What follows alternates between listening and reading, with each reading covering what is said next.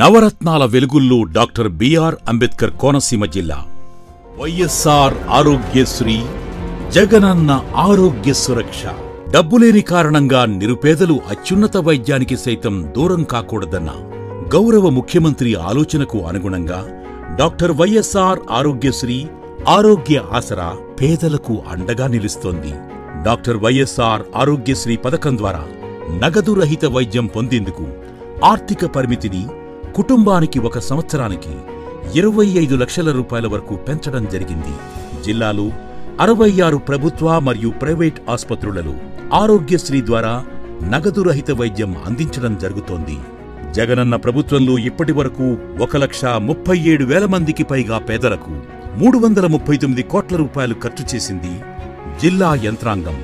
వైఎస్ఆర్ ఆరోగ్య ఆసరా పథకం ద్వారా దాదాపు 1,20,000 మంది రోగులకు చికిత్సానంతరం జీవనోపాధి కల్పించడానికి 75 కోట్ల రూపాయలకు పైగా అందించడం జరిగింది. నేను 5 సంవత్సరాల నుంచి డయాలసిస్ చేయించుకుంటున్నాను. ఈ జగన్ గారి గవర్నమెంట్ వచ్చిన కానీ మాకు 10,000 రూపాయల పెన్షన్ వస్తుంది.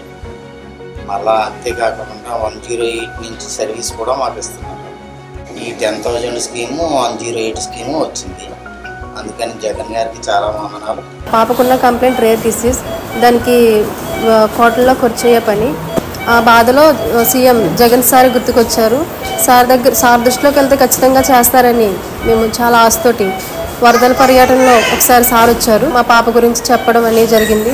చెప్పిన వెంటనే సార్ చాలా త్వరగా స్పందించి వెంటనే ఆమె కోసం స్పెషల్ కేర్ తీసుకున్నారు. స్పెషల్ కేర్ తీసుకుని అమలాపురం కలెక్టర్ సార్ హిమన్ శుక్లా గారికి వెంటనే పాప గురించి తెలియజేసి ఇమ్మీడియట్గా అమ్మాయికి ట్రీట్మెంట్ జరగాలని సార్ వెంటనే స్పందించారు. నిజంగా దక్కదేమో అనుకున్నాం. సార్ ఆశీస్సులతో చాలా బాగా ఉంది పాప ఈ రోజు నాడు. అల్లరి ముద్దుగా మాతోటే పెరుగుతుంది. ఈ అవకాశం కల్పించినందుకు మా జగనన్నకు ధన్యవాదాలు.